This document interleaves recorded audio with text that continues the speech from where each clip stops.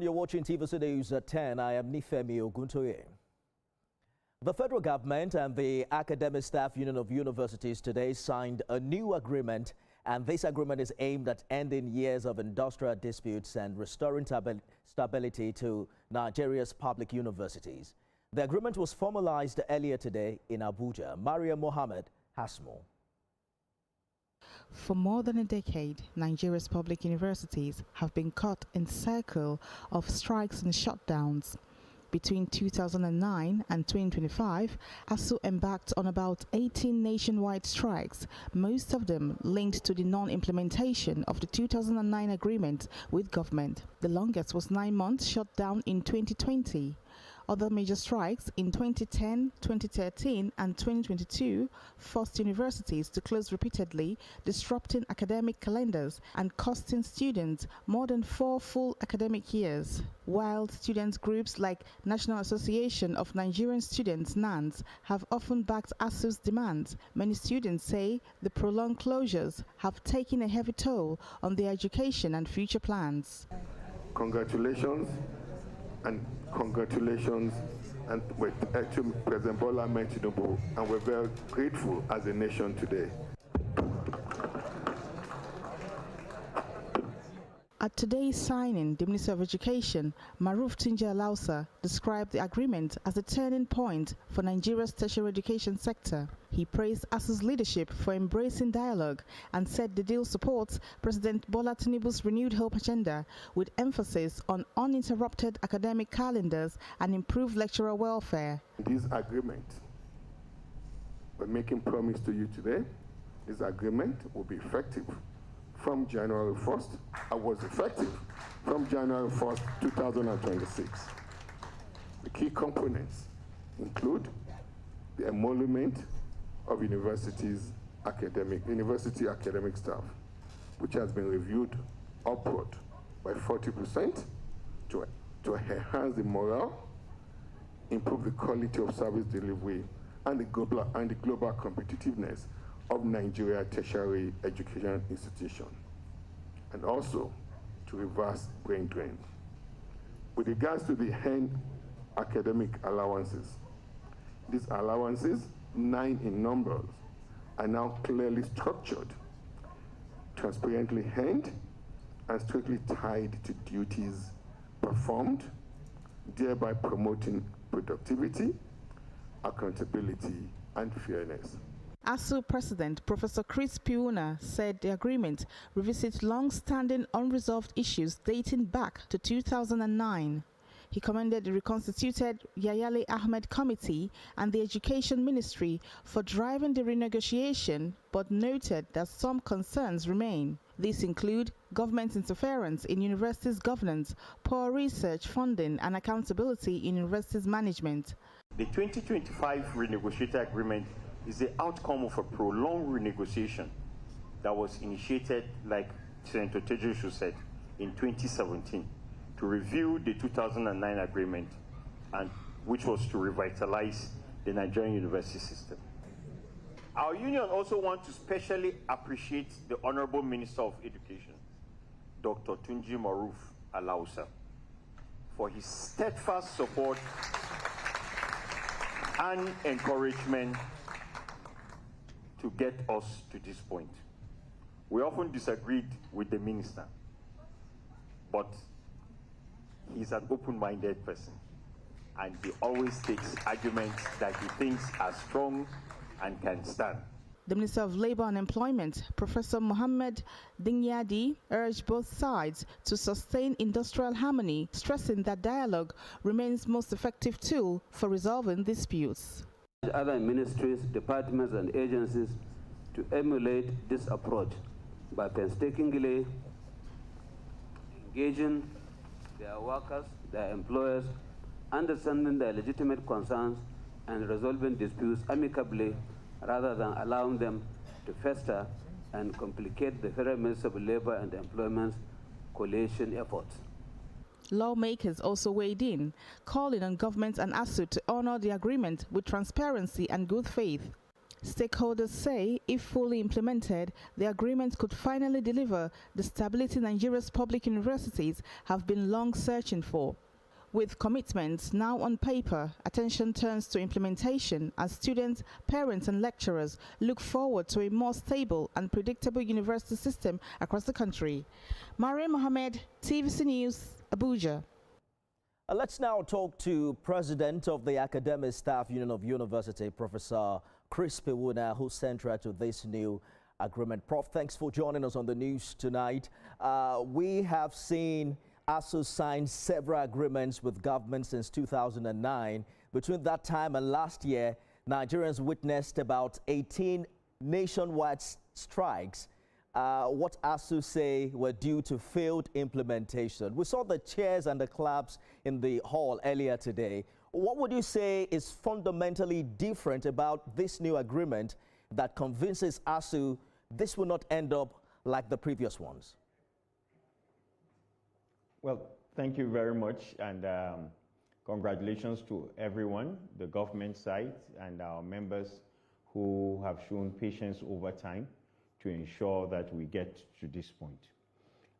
What is different in this agreement? What makes one to think that this agreement would be better? One of the key things is the character of the people that, brought this agreement to life. Alhaji Yaya Ahmed, someone that we respect and we believe will continue to monitor this agreement to ensure that all the components are implemented. We also believe the Minister of Education when he says this agreement will be implemented.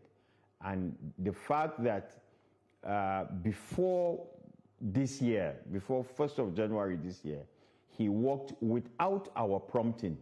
He worked to ensure that the circular that was needed to bring to life this agreement was released by the Salaries, Incomes and Wages Commission. So these are early signs that they are committed to the agreement. And we believe that if they continue with this, they would be able to achieve the goal that has failed many governments in the past.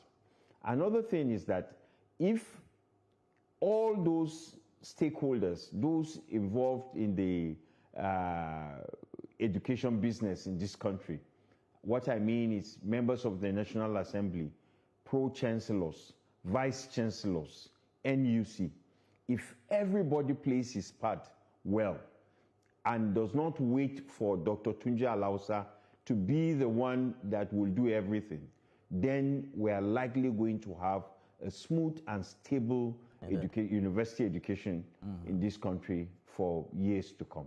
Well, the agreement looks like a juicy one. It includes a 40% upward salary review effective January 1 this year, alongside consolidated allowances. There are special packages for senior academics. But beyond pay, does this agreement sufficiently address the deeper structural issues that ASUU has advanced earlier on, like university autonomy, research funding, and governance that have historically driven your union's strike in time past? Well, on paper, yes, it has addressed those issues. And I can answer it this way. We have a funding mechanism that has been agreed to by the government in this agreement. We have funding for research that has been agreed to by this government.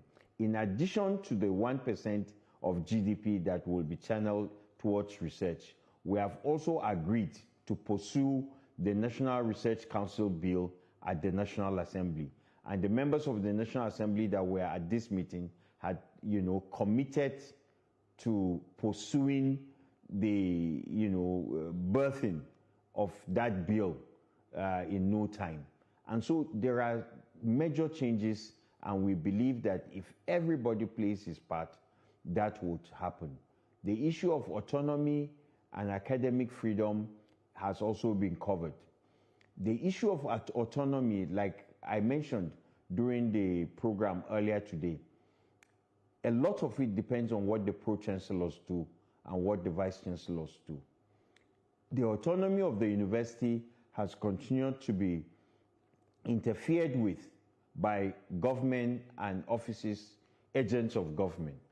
And so we believe that with this agreement, our pro-chancellors would be firm and know what their powers are, what the powers of their councils are, and ensure that, you know, this autonomy that we have signed is something that they keep to. Why has it been difficult for councils to ensure that agreements are kept? One of the key things is the appointment of members of the council. Once anything other than merit is what drives the appointment into councils of our universities, we can have this kind of interferences all over the place. We've had the problem of appointment of vice-chancellors in a few universities as a result of the actions of our governing councils.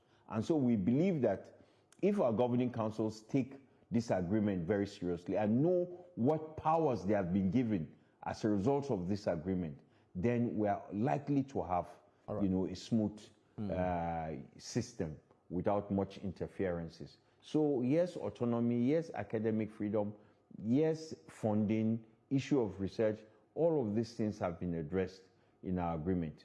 And there's no perfect agreement anywhere, no perfect agreement anywhere. So it may have its shortfalls, but it is something that we believe would take us away from where we are now. And like I said earlier today, there are certain issues that are still remaining, and we believe that we can follow them up. Well, I like the positive vibes and the optimism. We heard the minister earlier also describing this agreement as a turning point aligned with the renewed hope agenda and uninterrupted academic calendars. But from your union standpoint, Prof, what are the non-negotiables going forward? And under what circumstances, if any, would ASUU consider industrial action again? Number one, if there is any failure to implement our salary, we will not wait to hear any complaint. We will act. I mean, ensuring that this 1st of January change in our salary structure is implemented is key to helping us support government to, you know, keep to all other aspects of the agreement. So number one, our salaries, as has been agreed, there is no compromise on that one. And if government fails in ensuring this is done, then that will be the first, you know, flag that will go up. And as it is usual, we have the capacity to respond immediately without delay. Let's talk about your capacity to respond. And that's the other side to this conversation, because between 2009 and 2025, repeated strikes shut universities for cumulative periods exceeding 4 academic years. And that's a very, very terrible situation, because we even saw a moment in 2022, I think it was the longest, for about 9 months, in 2020 rather. Many students say their education, their life plans were severely disrupted. How does ASUU reconcile its legitimate demands with the heavy cost borne by students? Are there different ways that you're exploring, given the reality we've experienced over a decade, other than Downing tools? Well, I think when we want to answer this question, you know, properly, you should also ask our children, because we are parents too. And if our parents are not properly paid, would our children bother that we are not going to work because we are not properly being remunerated? Of course, our children are also these students. So our wives are students. So when we go on strike, we also suffer the strike. That's the truth. When you go to any university, most lecturers cannot even afford to send their children to university outside the community where they are. They simply cannot afford it. So your child goes to university where you work, largely. And if you are not paid, the child knows how it affects the meals at home. If you are not paid well, the child understands how his school fees will be paid. If you are not paid well, they understand the struggle you go in meeting their medical bills and all sorts of things. I've cited this example before. A professor sold his car to buy a computer, laptop, for his student, for his child that was in 300 level computer science, who had never owned a computer in his life. So the professor had to sell his car to do that. So our children understand that we are parents too. So nobody should come and tell us that because we are on strike, we are insensitive, we are this, we are that. We've heard all of that before. And honestly, we can no longer be blackmailed. If government fails to implement this salary component, there will be trouble. Simple. If they fail to do it, there will be a response by us. But the signs that we have seen so far, we have no doubt that that will not be the case. I'm just responding to the question that you asked, like what are the red lines? And I have mentioned one. But so far, we have seen good signs that government is willing to ensure that this agreement is implemented to the latter.